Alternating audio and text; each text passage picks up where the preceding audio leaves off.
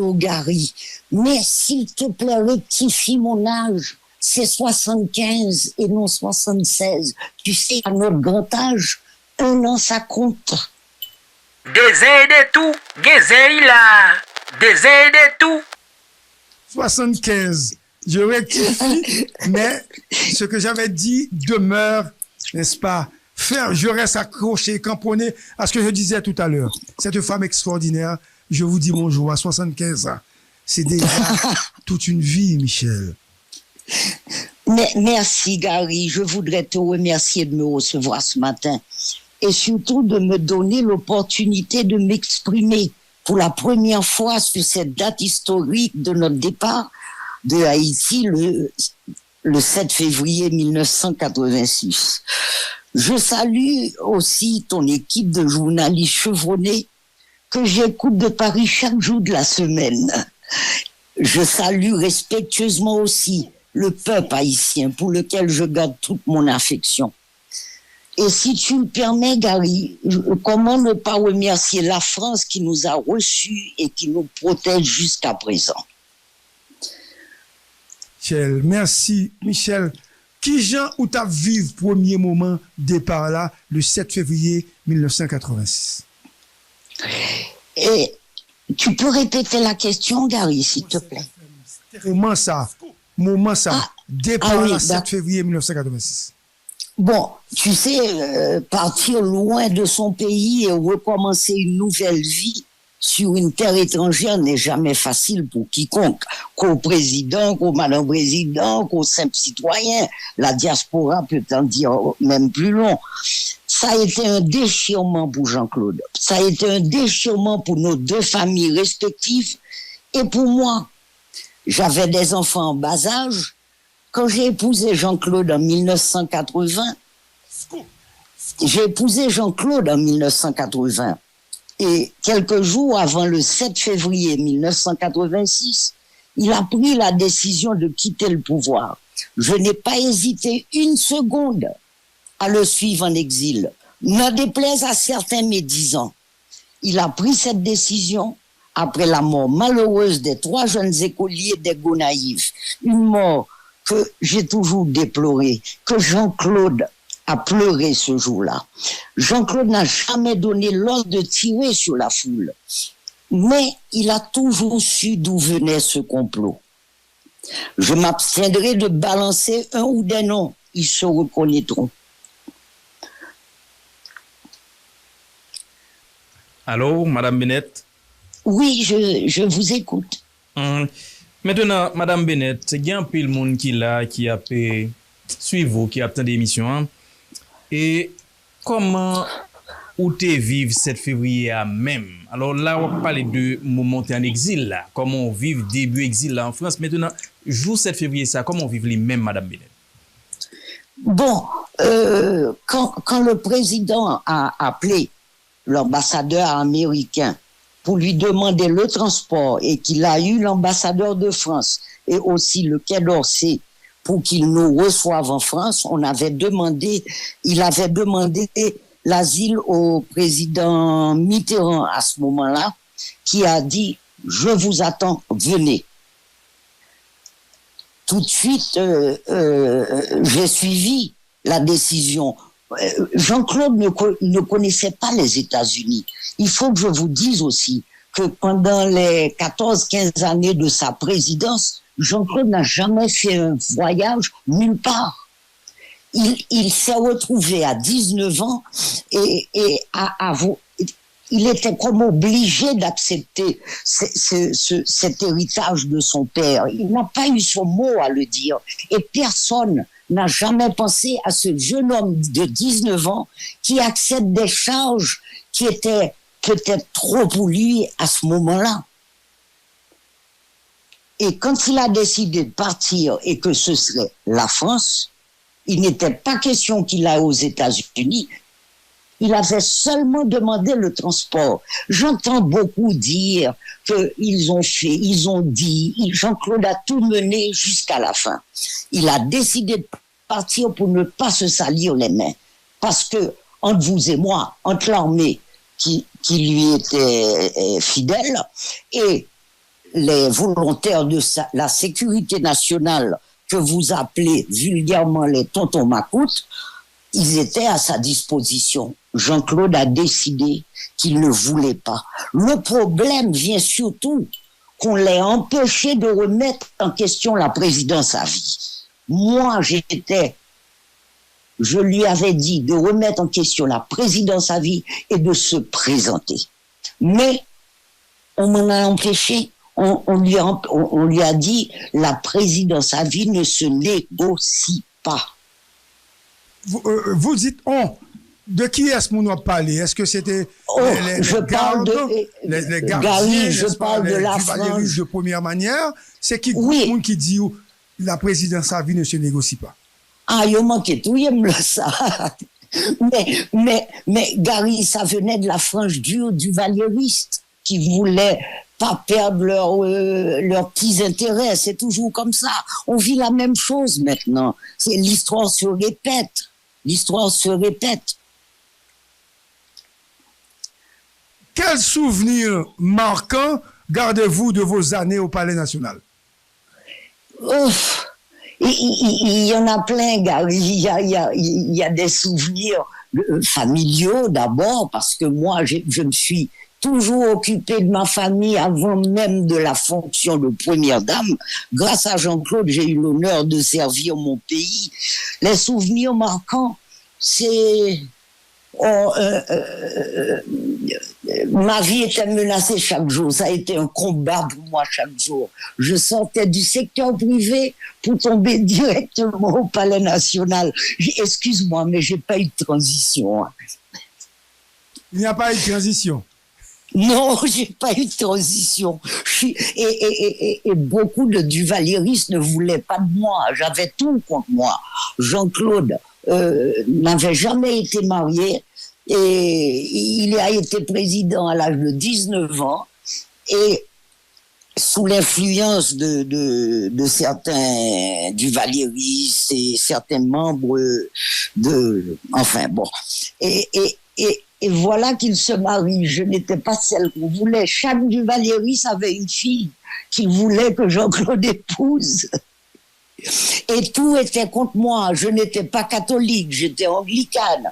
Et c'est un président de religion catholique qui se marie au pouvoir. Il a fallu que le Vatican annule mon premier mariage. Gary, j'ai vécu mon petit bordel à moi.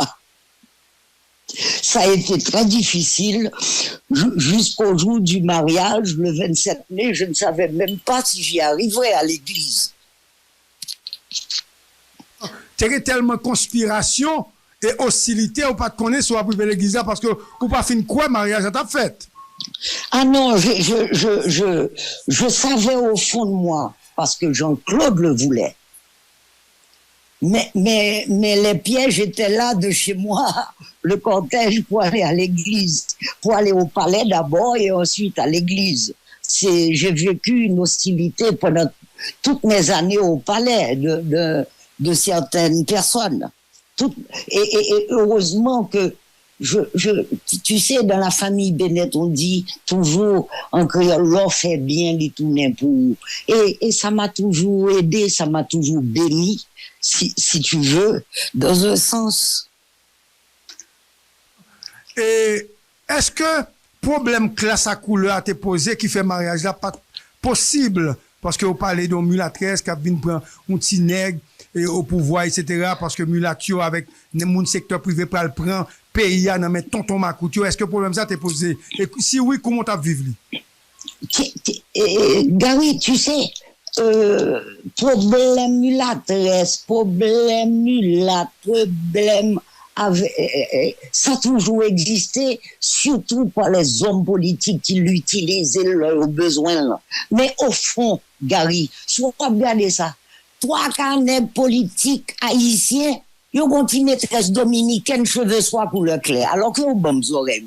Ok? Ils ont utilisé seulement pour besoins politiques. Là, qui ça me déranger, yo? Là, qui ça me déranger, yo? Peut bien pas dans l'opposition. Ok, je travaillais. D'ailleurs, je ne pas tant Jean-Claude pour me gagner belle rade, ni belle bijou. D'ailleurs, l'homme, il y a Jean-Claude, lui dit, madame, il y a plus qu'on passe, moi, puis toi, me fais attention. Tu comprends? Qui fait affaire couleur, ça. Tu sais, dans la famille Bennett, depuis que je suis toute petite, on reçoit tout le monde à notre table. Où tu es capable bien archevêque ligondé à table, et puis tu es un paysan du Boyne, dans la même table que papa me menait passer week-end Pétionville. Qui fait, c'est pas un bagage qui t'est atteint moi à faire couleur. Et en saute, on va étape rapide, puisque nous avons pour nous parler de ça, mais quand pile bagaille a dit dans l'histoire, et moins des historiens qui ont démenti, ou moins tout, quand pile monde qui a kembe. Aujourd'hui, je me aimé et poser une question ça. Est-ce que Jean-Claude Duvalier était parti avec un pile l'argent? Question ça mais tout le temps. D'ailleurs, répondre à la question ça. Gary, à l'époque de Jean-Claude, il n'y avait pas autant d'aide qu'il y a eu toutes ces années, ces 40 dernières années. Toute l'aide internationale ne pouvait pas être détournée par qui que ce soit, parce que c'était contrôlé par les différentes agences gouvernementales étrangères. Alors, à qui comme pour Jean-Claude Despatie? Qui tout comme dans des chiffres 800 millions, et de l'homme dit augmenter. Je préfère passer ça en dérision.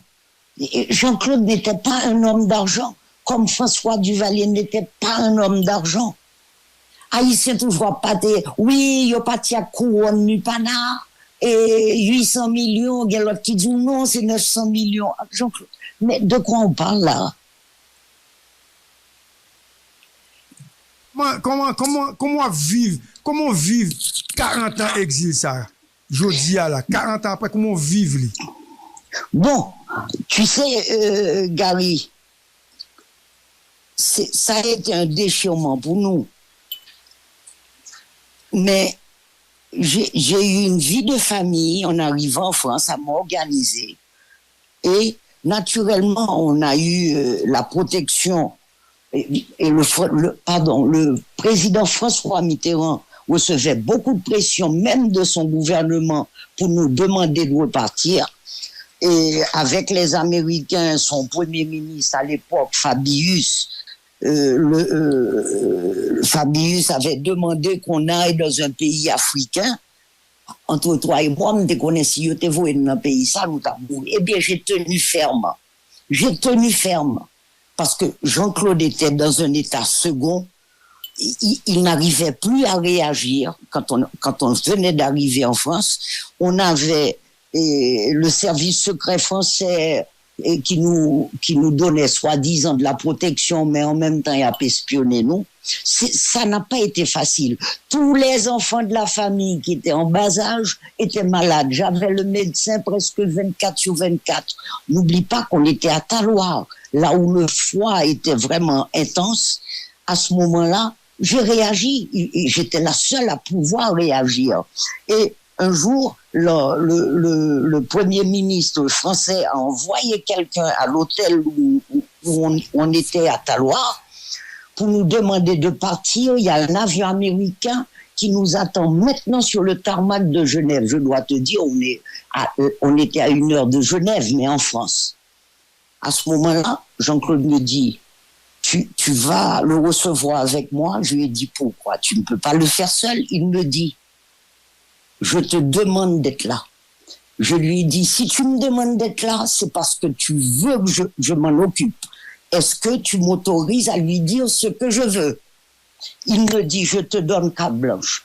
Quand il est arrivé, cet émissaire du ministère, du Premier ministre, qui était en bisbille avec Mitterrand, parce que Mitterrand leur disait, foutez la paix au Duvalier.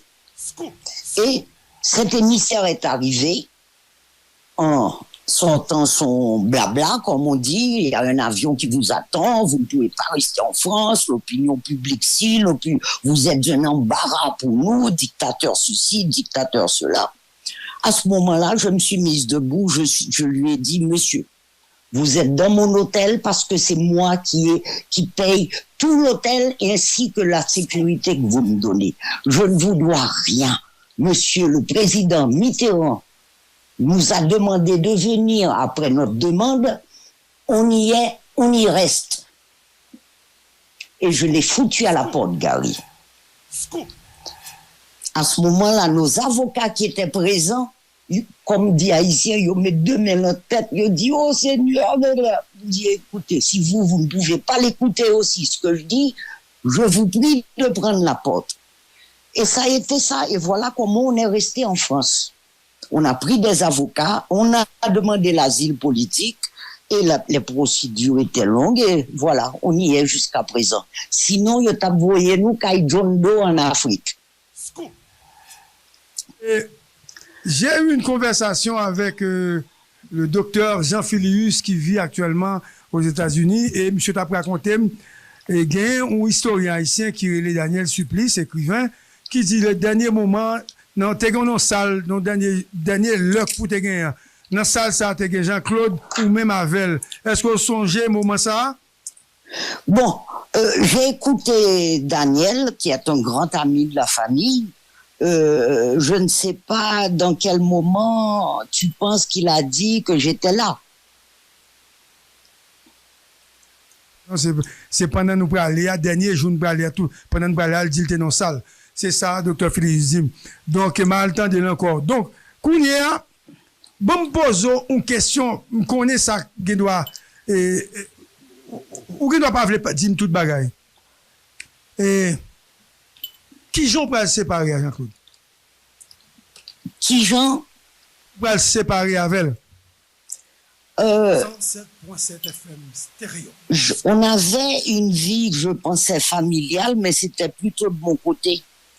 Et des anciens amis de Jean-Claude ont commencé quelques mois après à arriver et à nous visiter. Moi, je voyais ça plutôt naïvement d'un œil bienfaisant, mais je n'avais pas compris qu'ils étaient en train de lui monter la tête contre moi. Et à mon grand étonnement, j'ai reçu en 1990 un papier de divorce signifié par un huissier français.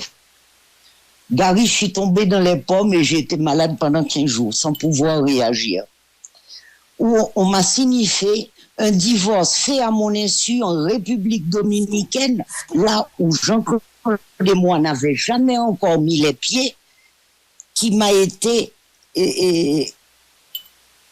en République dominicaine, pardon, en 90. À ce moment-là, j'ai pris la décision de partir avec mes enfants. J'ai pris un appartement sur la Croisette et j'ai décidé, pour protéger mes enfants, parce que, d'après ce que j'avais compris, il voulait que le président, que Jean-Claude aille vivre en République dominicaine avec mes deux enfants que j'aurais jamais revus dans ma vie. Les Haïtiens m'ont toujours critiqué ou quitté parce que le pas président encore. Il faut que ça cesse et je te remercie de me donner l'opportunité d'en parler. Je n'ai jamais voulu me défendre. Moi, je suis comme ça, Gary. Never complain, never explain. Mais comme tu me poses la question, je suis en droit de te répondre. J'ai élevé par la suite seul mes 4 enfants et j'avais le devoir de protéger ma famille. J'ai eu Gary pendant que je vivais seul avec mes enfants à Cannes. J'ai été attaqué et protégé par la police française pendant près de 3 mois parce que quelqu'un de l'entourage de Jean-Claude avait décidé de me tuer et d'enlever mes enfants. Mais, tu sais, Gary, l'homme a une chance ou gagne la vie parce qu'on va me faire mal. Ce qui m'a sauvé ce soir-là, j'étais absente. Mes deux derniers, Nicolas et Anya, étaient avec leur père à Mougins. Et j'étais sorti dîner avec mes 2 fils aînés et mon chauffeur. L'attaque s'est faite en mon absence et ces imbéciles, les gangsters qu'ils ont envoyés, leurs hommes à tout faire, c'était des étrangers en provenance de l'Allemagne qui les ont recrutés.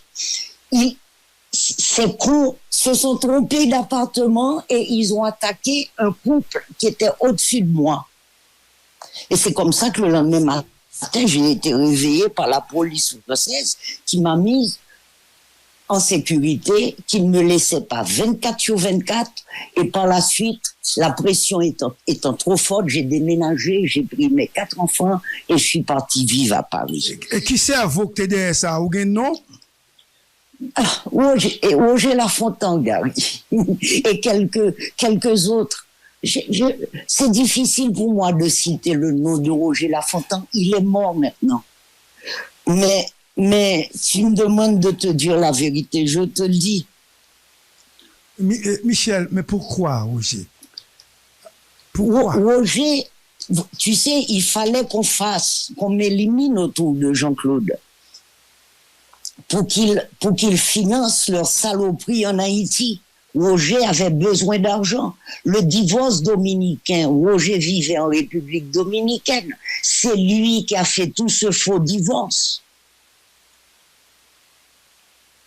Pour 600 000 $, Gary. Moi, j'ai annulé ce divorce avec 35 000 $, avec l'aide de Théo Achille qui a voulu me représenter en République dominicaine. Et je l'ai fait annuler. Et je remercie chaque jour Théo Achille. Faux. Le divorce Oui, était c'était faux. un faux divorce. Parce que, Gary, je n'ai jamais mis les pieds en République dominicaine. Pour divorcer, il faut être présent. Jean-Claude n'avait pas jamais mis les pieds en République dominicaine. Alors, Théo Achille a aimablement accepté, vu notre amitié, d'aller pour moi en République dominicaine, prendre un grand cabinet d'avocats, si c'est pas le meilleur, en République dominicaine, pour annuler ce divorce où j'étais pas présente. Et Jean-Claude non plus.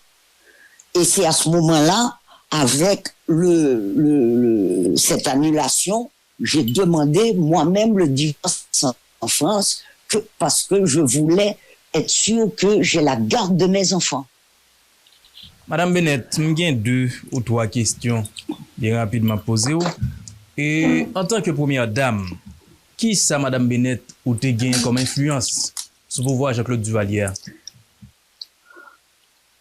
Je dois rétablir quelque chose. Quand j'ai épousé Jean-Claude, je sortais du secteur privé où je dirigeais la maison d'exportation de café et de cacao de mon père. Je me suis retrouvé marié à un président et avec des fonctions de première dame. Quand je suis arrivé au palais, après une semaine, on parlait de conseil des ministres et j'ai demandé à Jean-Claude depuis combien de temps qu'il n'y a pas eu de conseil des ministres. Ça faisait des semaines qu'il n'y en avait pas. Et j'ai insisté pour qu'il soit bien imbu de tous les dossiers et non ça au ministre Abdil, tel dossier ceci, tel dossier cela. Qu'il recommence à faire les conseils des ministres. Pour vous faire une histoire courte, il m'a dit, je recommence les conseils de ministres à condition que tu sois là. J'ai accepté, mais je lui ai dit que j'ai une condition aussi. Si je peux intervenir en conseil des ministres sur un sujet comme l'éducation, la santé ou la culture, est-ce que tu me permets de le faire? Il m'a donné carte blanche et c'est comme ça que j'assistais. Est-ce que j'ai influencé? Je sais rien, j'espère que j'ai influencé pour le mieux. Insisté pour le reprendre série de conseils des ministres. Parce que, ou pas capable d'un gouvernement sérieux, pas d'un conseil de ministres qui fait. Comment on est capable de posséder chaque dossier, ça peut passer à travers le pays. Hein. C'est tout à fait normal. Moi, ça m'avait choqué que parfois, pendant des semaines, qu'il n'y ait pas de conseil des ministres. Demander les SOC à intervenir sur des dossiers tels que l'éducation. Est-ce que, par moment, dans le conseil des ministres, qu'on était venu? Naturellement. Naturellement, puisqu'il m'avait donné carte blanche pour le faire. Mais seulement pour comprendre. Ça a été la meilleure école pour moi. Ça a été la meilleure école pour moi dans tous les sens. Connaître bien le pays, connaître bien tous les sujets. Je n'intervenais pas sur question de travaux publics, des trucs comme ça. Ça ne m'intéressait pas sur question ministre de l'Intérieur, ministre ceci, ministre cela. Non, l'éducation, la culture et la santé, c'était les trois priorités pour moi. Et c'est en ça surtout que j'intervenais. Dernière question, Madame Bennett, pour moi. Et est-ce que, selon même en tant que première dame, ou tap vive et gouvernance Jean-Claude Duvalier, est-ce que quelque part, pas de bagaille ou que tu mérites changer, que tu mérites corriger? Mais naturellement, vous connaissez, vous, un gouvernement parfait? Moi, je n'en connais pas. Regardez ce qui se passe maintenant. Mais bien sûr qu'à l'époque, je n'étais pas d'accord avec certaines choses. C'est normal. Et certaines choses, j'étais la voix de la oui au palais avec Jean-Claude. Parce que moi, chaque jour, je ne restais pas au palais. J'avais une fondation qui avait des hôpitaux, des écoles, et à travers le pays. Et chaque jour, j'étais dans un hôpital différent à travailler. Et de dossiers où tu es en désaccord avec eux? Des dossiers quoi? Il faut garder en mémoire de actions gouvernementales posées dans l'époque là où tu es en désaccord avec eux. Mais oui, je peux donner un exemple. Et quand il y a eu la rafle des journalistes, je crois que c'était en novembre 83, Liliane Pierre-Paul, et comment il s'appelle, bon, il y a d'autres noms, c'est Marvel, je crois. Compère Philo. Oui, compère Philo. Et aussi, comment ne pas citer le nom de monsieur Evans Paul.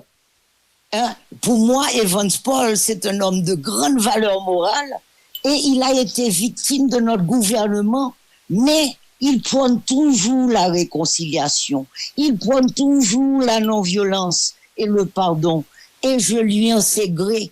Mais quand j'ai su que cette rafale allait se faire, j'ai pété un câble, excusez-moi l'expression française, hein, mais j'ai pété un câble.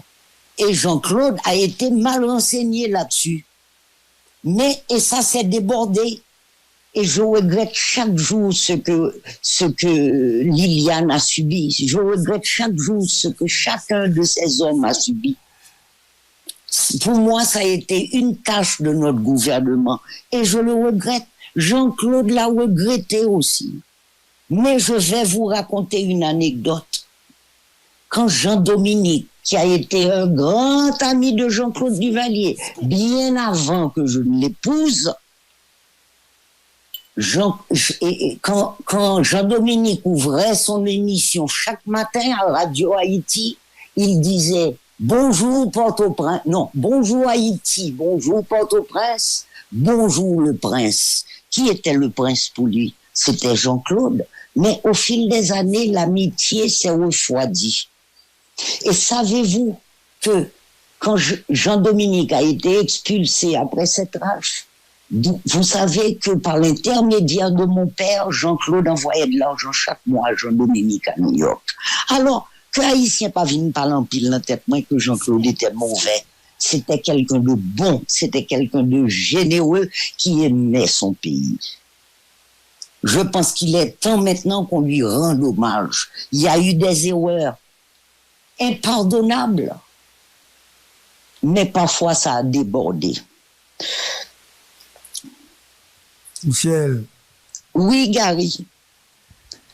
Écoute, Michel, cette question que je vais te poser, c'est une question un petit peu, je dirais, difficile. Mais comme tu es une femme de grande ouverture, de grande culture, je dois de toute façon te la poser. Tu peux me parler de Véronique et de la mort de Jean-Claude? Quelle relation? Je n'ai jamais rencontré cette femme. Quand Jean-Claude a commencé à la voir, j'ai toujours pensé que étant divorcé ou séparé ou divorcé, il avait droit à sa vie privée. Gary, mon principe, la famille, là. 107.7 FM stéréo. Je ne mêle jamais de la vie privée des gens pour une simple et bonne raison. M'ba vle ou vin mêler là, fait pas moi. Jean-Claude avait droit à sa vie privée. Mais cette femme n'a pas été assez intelligente pour être gentille avec mes enfants qui étaient petits et toujours en bas âge. Et quand Jean-Claude est décédé, il vivait toujours avec elle, mais la veille de la mort de Jean-Claude, il y a eu, d'après ce que me dit l'entourage de Jean-Claude, il y a eu une grande dispute et il l'a laissé là où il vivait avec cette femme. J'étais en Haïti à ce moment-là. Nicolas, et quand Jean-Claude est décédé, je l'ai su par le docteur Gérard Pierre qui était son cardiologue. Il me dit, je t'appelle, je suis chez le colonel Baguidi, j'ai une mauvaise nouvelle, le président est décédé. Je lui ai dit, Doc, tu gardes le corps et tu attends l'arrivée de mon fils Nicolas. Et c'est comme ça que Nicolas, j'ai appelé Nicolas et je lui ai dit, tu vas trouver ton père, j'appelle Paxila et tu es en charge du corps de ton père. Thierry, excuse-moi, et Gary, c'était des mauvais moments pour moi et mes enfants. Anya était à Paris, il fallait que je lui annonce que son père est décédé. Personne ne s'y attendait. Et c'est moi qui ai pris en charge toutes les funérailles de Jean-Claude, malgré qu'on était séparés depuis de nombreuses années. Je l'ai fait pour Jean-Claude, je l'ai fait pour sa famille, je l'ai fait pour mes enfants. Et cette femme, je n'ai jamais eu de relation ni de près ni de loin avec elle. Et je l'ai vue pour la première fois aux funérailles. Mes enfants, Nicolas et Anya, j'ai dû me battre pendant 2 jours pour qu'ils acceptent sa présence. Ils ne voulaient pas de la présence de cette femme aux funérailles de leur père. J'ai dû insister pour leur dire, Timoun, pas fait ça. Si nous pas accepté, je pourrais le dire, c'est moi-même. C'est à ce moment-là qu'ils ont accepté et qu'ils lui ont fait, Nicolas lui a fait un message qu'elle était invitée aux funérailles. Voilà, c'est tout. Je ne peux rien dire de cette femme, je ne la connais pas. Dis-nous, y apprend non, puis le monde parlait, yo dit que il était venu en difficulté, et puis yo poussé le non escalier, et puis il mourit. Est-ce que c'est ça qu'on gagne comme information? Qui a poussé qui, Jean-Claude? Non, j'ai pas entendu ça. Tout ce que il est mort d'une grosse crise cardiaque. Jean-Claude était déjà souffrant et on dit qu'il s'était disputé avec cette femme, mais Gary, je n'étais pas là. Et à ce moment-là, il a décidé d'emménager chez le colonel Baguidi qu'il a reçu et que je remercie. Après, Michel, dernière question. Qui sont capables de dire à pays pendant qu'on vivre en dehors du pays et pour suivre tout ce qui a passé dans l'actualité? Dernière question, 40 ans après. Ouf, Gary, tu sais, après le décès de Jean-Claude, en 2014, j'ai décidé de parler de nous, de parler politique sur les réseaux sociaux. T'as compris tout sur les réseaux? Ah, mais tu sais, Gary, j'ai 75 ans, chérie. D'homme l'âge, comme on dit. Ça ne m'atteint pas du tout. Parfois, je leur dis, on parle mal et bien rajouter, non, ou mettre rajouter tout ça, on dit le bon. J'ai passé l'âge. Gary, tu sais, chaque année, le 7 février, maintenant ça fait 40 ans, j'écoute les mêmes vieux radoteurs qui défilent sur les ondes des radios à ressasser les mêmes sempiternelles anecdotes. Comment ils ont tous fait la révolution de 86, même si pour la plupart, écoute, celle-là, certains étaient toujours en couche-culotte. Tout ça pour cacher leur échec des dernières 40 années. Au toi que je m'y mette devrait plutôt être leur slogan. Et qui message va vous la génération ça, je dis à 40 ans après, et qui soit dit jeune yo? Tu sais, pour les jeunes, surtout les jeunes, parce que génération actuelle, là, ils ont déjà prouvé que nous pas qu'à commencer avec eux puisque ils ont échoué depuis 40 ans. Pour cette nouvelle génération, la jeune génération, je pense que Haïti a besoin d'une nouvelle génération de dirigeants, d'une réforme des mentalités et surtout des valeurs individuelles et collectives. Il lui faut un mouvement fondé sur des véritables valeurs républicaines. La jeunesse haïtienne manque de modèles, Gary. Il manque de modèles inspirants et de sentiments d'appartenance nationale. L'identité haïtienne, ce que signifie être haïtien, doit être définie d'une manière qui correspond non seulement à notre réalité, ce qu'on vit maintenant, les réseaux sociaux, la presse, mais aussi à ce que nous aspirons à devenir en tant que nation et peuple. Pour moi, l'avenir est avec les plus jeunes générations. Est-ce que jeune sa yo ap di là, est-ce que yo conscient de ça? Et oui, parce que je corresponds avec beaucoup de jeunes en inbox, Facebook, Instagram, Twitter, qui me demandent des conseils. Ils veulent apprendre, ils veulent connaître. Ils ne connaissent pas, ils ne connaissent que l'histoire qui est déformée par des prétendus historiens que j'écoute, quand dit Tintin, excusez-moi, il a parlé de Zin, mais Zin, ça lié, Zin pas fait un pays. Les jeunes veulent apprendre, ils veulent servir leur pays, mais on ne leur donne aucune chance. Apprenant. Pardon? Yo va pas prendre ça prendre yo, Madame Bennett. Mais, vous connaissez, c'est pas toute classe intellectuelle là, qui pourrit. On a toujours d'excellents professeurs dans les facs. On a toujours d'excellents professeurs dans les facs. Moi, j'en connais toujours. Mais, quel exemple on donne maintenant aux jeunes? Il faut qu'on arrête de vivre dans une transition. Il faut absolument, par exemple, Fils Aimé n'est pas de ma génération, j'ai connu son père. Mais, oui, Boulon, qui ne connaissait pas Boulon, excuse-moi. Mais Fils Aimé, choisi par les Américains, malheureusement, il n'a pas fait grand-chose pendant qu'il était là. Mais maintenant, il faudrait peut-être qu'il s'y mette. Parce que Gary, il n'aura pas de chèque en blanc. Hein.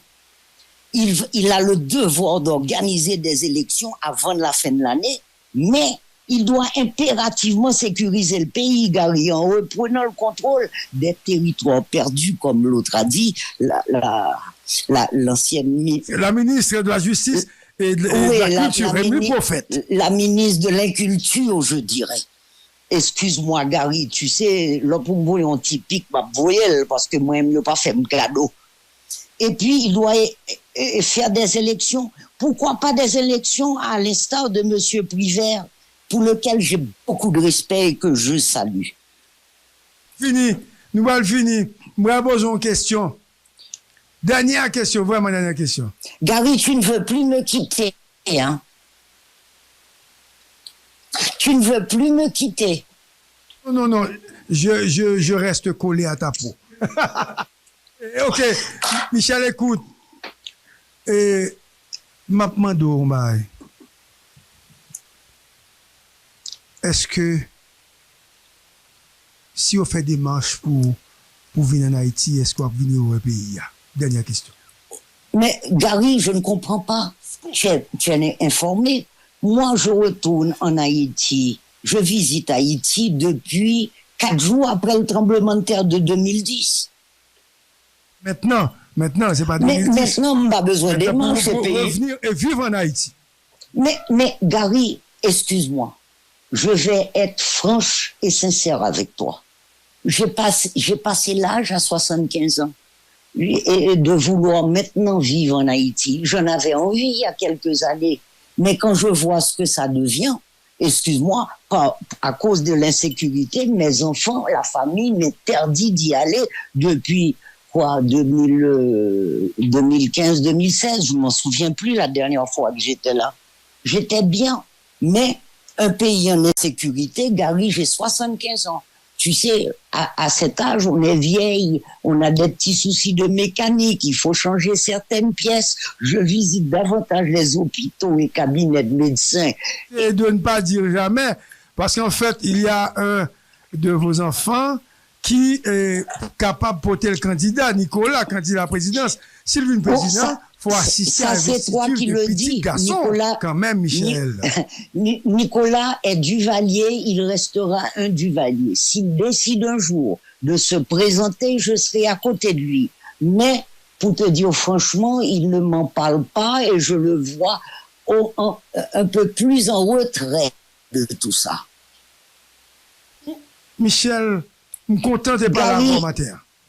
Ça a été un plaisir. Je t'embrasse et j'embrasse toute la rédaction et j'embrasse surtout le peuple haïtien à qui je souhaite bon courage.